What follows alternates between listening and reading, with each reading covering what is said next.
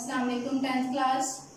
आज हम इस्लामियात का आयत नंबर 1 ता 8 सूरह अहज़ाब इबारत का मफ़हूम और उसका तर्जुमा और उसकी तशरीह पढ़ने के लिए जा रहे हैं। आज हमारी डेट है 6 जुलाई 2020, दिन सोमवार है और ये बच्चों सफ़ा नंबर 28 इस्लामियात की किताब सफ़ा नंबर 28 पर अल सवालुल सालिसु, जिसका मतलब है कि दूसरा सवाल, ठीक है, तीसरा सवाल जो कि है मुदर्रिजा इबारत का मफ़हूम बयान कीजिए।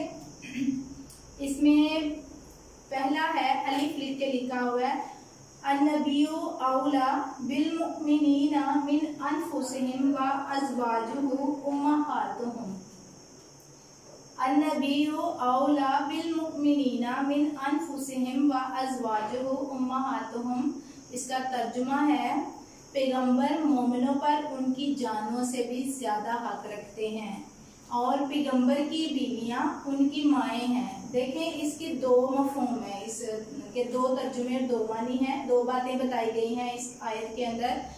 पहली बात, पैगंबर मोमिनों पर उनकी जानों से भी ज्यादा हक रखते हैं और दूसरी बात, पैगंबर की बीवियां उनकी माएँ हैं। इसकी तशरीह पढ़ते हैं। ईमान वालों का जो ताल्लुक एक दूसरे के साथ है, इन सबसे ज्यादा नबी का मोमिनों से ताल्लुक है। मोमिनों को अगर अपनी जान और रसूल अकरम सल्लल्लाहु अलैहि वसल्लम की मोहब्बतों अतायत में से किसी एक का इंतखाब करना पड़े तो मोमिनों को जान देकर भी रसूल पाक सल्लल्लाहु अलैहि वसल्लम से मोहब्बत का रिश्ता बरकरार रखना होगा। और ये हमारी इस्लामिक हिस्ट्री जो है, इस्लामिक तारीख जो है, ये हमें मुख्तलिफ सहाबा किराम की जिंदगियों के अहवाल के बारे में ये बताती है कि मोमिनों ने नबी पाक सल्लल्लाहु अलैहि वसल्लम की खातिर अपनी जानों को कुर्बान किया, अपनी जानों को दाव पे लगाया। तो ये कहा जा रहा है, आयत के पहले तर्जुमे के पहले हिस्से में ये बात बताई जा रही है कि मोमिनों के ऊपर उनकी अपनी जान से ज्यादा उनके पैगंबरों का हक होता है। नबी अकरम सल्लल्लाहु अलैहि वसल्लम की इताअत सबसे मकदम है। आयत के दूसरे हिस्से में जो कि था और पैगंबर की बीवियां उनकी माएँ हैं, आयत के दूसरे हिस्से में जिक्र किया गया है कि पैगंबर की बीवियां मोमिनों की माएँ हैं। मतलब ये कि आप सल्लल्लाहु अलैहि वसल्लम की बीवियां अहले ईमान के लिए इसी तरह मुहतरम हैं जिस तरह के उनकी हकीकी माएँ। हज़रत आयशा सिद्दीक़ा रज़ी अल्लाह अन्हा, हज़रत ज़ैनब, हज़रत सौदा, ये सारी जो नबी पाक सल्लल्लाहु अलैहि वसल्लम की अज़वाज हैं, ये हमारे लिए हमारी माओं की हैसियत रखती हैं। आप सल्लल्लाहु अलैहि वसल्लम की बीवियों से आप सल्लल्लाहु अलैहि वसल्लम की वफ़ात के बाद भी निकाह नहीं किया जा सकता। आप सल्लल्लाहु अलैहि वसल्लम की बीवियों का एहतराम आप सल्लल्लाहु अलैहि वसल्लम की बीवियों का एहतराम इसी तरह जरूरी है जिस तरह के हकीकी माँ का एहतराम किया जाता है जी। और इसके आगे हमारी दूसरी आयत है मा जअलल्लाहु लिर्रजुलिन मिन क़ल्बैनि फ़ी जौफ़िही, जिसका तर्जुमा है अल्लाह ताला ने किसी आदमी के पहलू में दो दिल नहीं बनाए।